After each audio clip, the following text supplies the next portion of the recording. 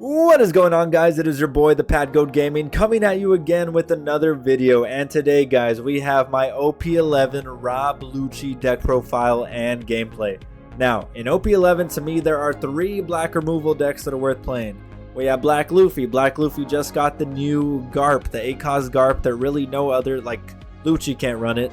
Lucci cannot run it, Smoker cannot run it, that no other black removal decks can run in the same way that Black Luffy can. He has 8-drop Garp. Smoker has his own Tashigi. Tashigi, very powerful card. Smoker also has the 1 Dawn cost reduction on him and can become a 7,000 power attacker. And Lucci just has, he doesn't have any specific card that is targeted for him other than, 4 cost Lucci, but anyone can kind of run 4 cost Lucci, Kaku. But Lucci, what sets him apart from the other two is just the consistency of his ability. When attacking, you may trash the top 2 cards of your deck. Give up to one of your opponent's characters -1 cost for the turn.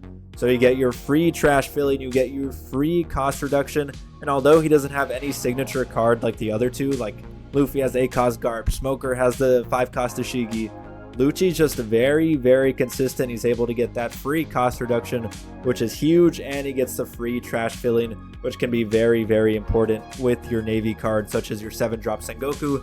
So to me, my personal favorite black removal leader to play is Rob Lucci. I love how simple he is, how he kind of just plays himself. You don't really have to build decks around his ability because his ability is exactly what most black cards want to be doing in the first place. So in today's video, guys, I know that was a lot of rambling. In today's video, we're going to be going through the deck list, kind of my thought process behind the card choices. And as you may be able to tell, this is like a very high-powered, high cost black deck list here, but we do get a game in against a BELO Betty today that really shows off that this list can compete even when playing against rush decks, when playing against faster decks in the format. But what I really went for when trying to build this deck was playing against the blue-purple Luffys, playing against the blue-yellow Namis, and really trying to go over the top with them with that 10-drop Kuzan 4 of in the deck. So I hope you guys enjoy the video today. We are doing a giveaway when we hit 1,000 subscribers, guys. All you have to do is be subscribed to the channel, follow me on Instagram, and then we'll do a giveaway for the latest set of One Piece TCG, whatever that may be at the time we hit 1,000 subscribers, which could be a year from now, could be a month from now, probably closer to a year. But I hope you guys enjoy. I hope you guys are enjoying the content. And with that being said, let's get right into the video. Okay guys, so getting right into the list here, first going through our big bad removal options. We have 3 of the 9 cost Kaido. As you may have learned by now if you've been watching my videos for a while, this is my favorite big removal option in the game. I love this card. It is freaking awesome. It's activate main. It's a big body. It makes your opponent discard. Absolutely love it. Running 4 of the 7 cost Jack, just one of the best consistent removal options in the game, and it also helps against those aggro matchups as you're going to see in the BELO Betty game today. This card will come down and it will put in work, and especially with 10-drop established, like if you have 10-drop Kuzan on the board and then you play Jack is able to hit a 5, Jack's able to hit a 9 cost. If you have 10 cost Kuzan and you play Jack, and then you have your Rob Lucci ability available, Jack is able to hit a 9 cost for free. Absolutely insane. And then of course running the 4 of 10 drop Kuzan. So this is in response to the big bad decks in the format. This is in direct response to blue purple Luffy. Like they're gonna play these huge 9-drop characters, and you're going to need to remove them, and if you don't, you are going to lose the game. So that is why we're playing the 10-drop Kuzan. 10-drop Kuzan is able to have your Jacks hit 9 costs. It's able to have your Kaidos hit anything, and we're running the Tempest Kicks as well. So even if you don't establish your Kuzans, your Kaidos are going to be able to hit anything, and your Jacks are going to be able to hit 7 costs for free. So really high removal power, not really centered around getting your rush characters off the board, or if your opponent's playing Animal Zoro, you might struggle a little bit. But even then, we're running the 2 of Kobe. Kobe really helps out, as you're going to see in the BELO Betty matchup. As long as you're able to find it in those rush matchups, you're going to be just fine, I think. And to find it, we are running 8 searchers, so we're running 4 of the brand new searcher, and we're running 4 of the I am the man who will become a Navy officer searcher, which is pretty much as brand new on an event card. So Kobe, you shouldn't. I mean, we're running the 2 of. Might want to bump that to 3, but we are running 8 searchers. If you are going into the aggro matchup, you want to see Kobe. If you see it in your searches, make sure to grab it.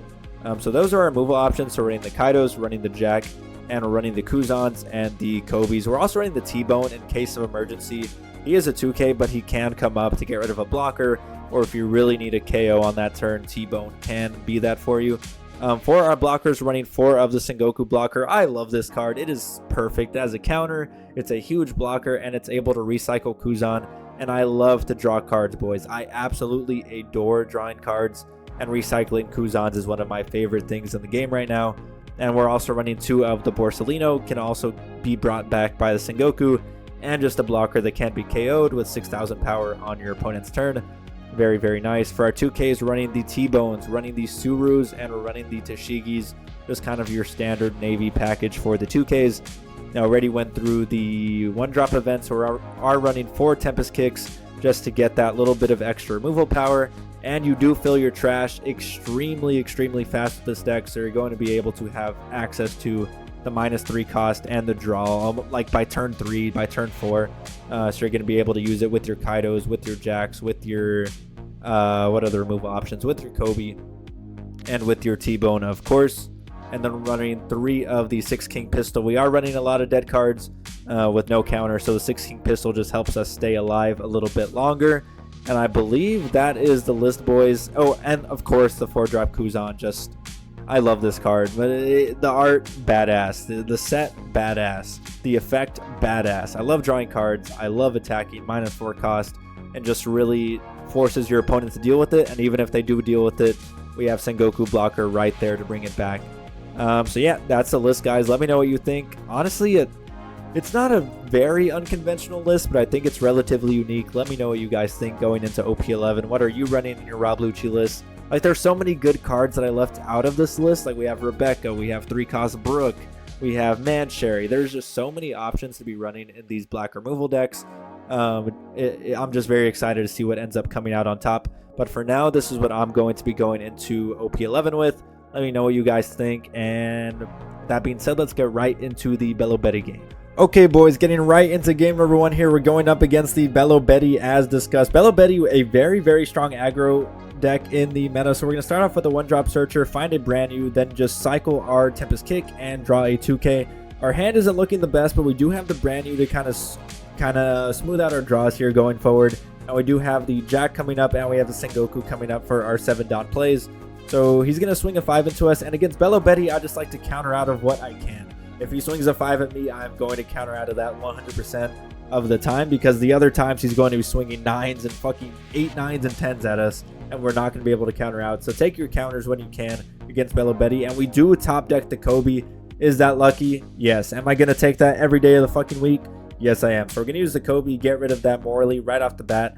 And that was a crucial turn in the game. But he's still going to be able to get off to a very strong start here. He's going to play down his Ivankov. He's going to use his Ivankov ability. And no, he's just going to use his... Oh, yeah, he is going to use his Ivankov ability. Play down the Karasu, then swing at us with his another 5K. And once again, just countering out when we can. Just give him a 2K there. Then he's going to swing a 6K at us into our 4K. We're going to take that life. And now going into our 5-down turn, we have the brand new available. And this is where, like, it's really hard to balance your decks in a format like this, because the top end is so top heavy and the bottom end is BELO Betty. So you're playing, you have to balance your deck so well in order to be able to perform against both types of decks. So here we're going to play our brand new. We find the Kuzan. We're just going to swing a 5K into the leader, -1 cost on the Karasu, and then we're just going to play down our Kuzan for the following turns and set up for the Jacks, and hopefully maybe some Sengoku blockers or even more Jacks down the road, and hopefully another Kobe as well. And Sengoku into Kobe, which is a combo that I kind of messed up in this game. But we do play down the Kuzan and find another 10-drop Kuzan, which is not what we want to see. But we do have that 6-king pistol in our hand, which will be able to kind of clear up our cluttered hand a little bit. He's going to play down the 5-cost Ivankov. He finds a 3-cost blocker, so he plays both of those. And he finds an Inazuma, so really huge turn for him. Then he's going to use his BELO Betty ability, and he's going to swing some huge numbers at us. So there's like a 7K, and now we're a 4K. So he's going to be swinging huge numbers into us, and we're not going to be able to do that much about it. So that is why we countered out early when we could. And here into a 7k swing, we're going to go ahead and use the 6 king pistol and stay nice and healthy. We are at 2 life, but he does have 1 card in hand. So we're going to start off with a 4k swing into the Inazuma. He has 1 card in hand, so we just have to get it out, and then we can try to clear his board from there. We do have the 8 Dawn available, so we will have Jack.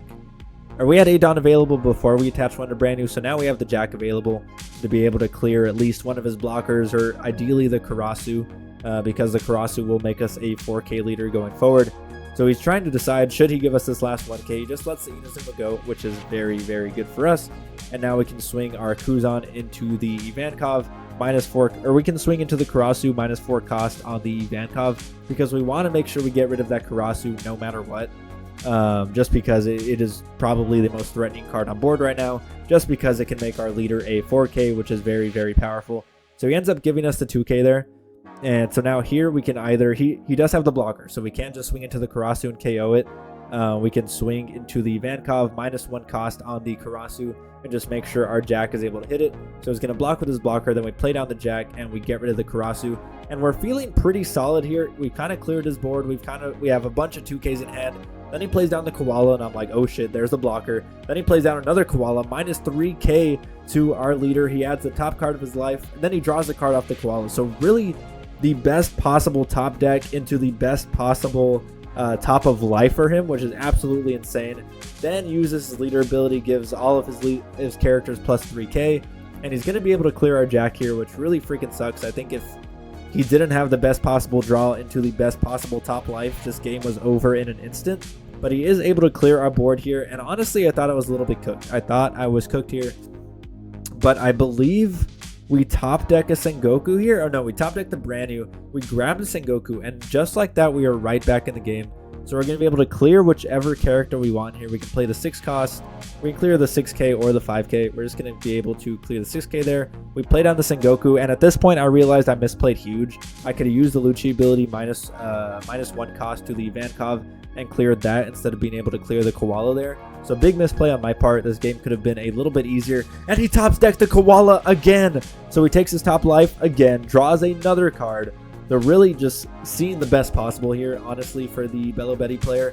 He discards his stage to give his characters +3k, but he is in danger here. So as long as we keep our Sengoku alive, and BELO's really never playing any defense, we will be able to take the game after this turn. So he's going to swing an 8k into us.